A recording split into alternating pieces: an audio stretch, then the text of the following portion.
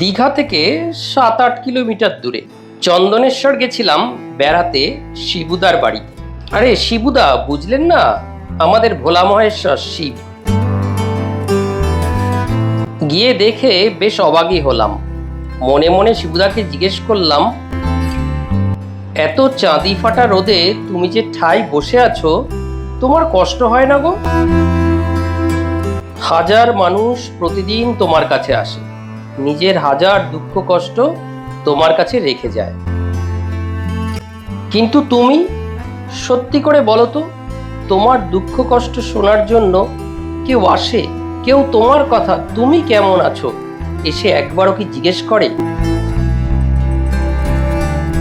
তীব্র গরমে যখন মানুষ একটু ছায়া খোঁজে, তখন দিনের পর দিন তুমি খোলা আকাশের নিচে এই তীব্র রোদে কি করে দাঁড়িয়ে আছো? বৃষ্টি পড়লে ভিজে যাও, রোদ উঠলে পুড়ে যাও, তবু তোমার মুখে একটু অভিযোগ নেই কেন? হে মহাদেব, মানুষ তো সামান্য কষ্টেই বিচলিত হয়ে পড়ে, কিন্তু তুমি এত কষ্ট সহ্য করেও কি করে এরকম শান্ত থাকো?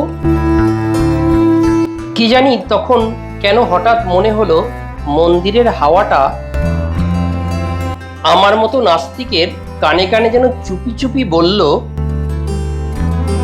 আমি কষ্ট পাই না, মানুষের বিশ্বাসই তো আমার আসল শক্তি।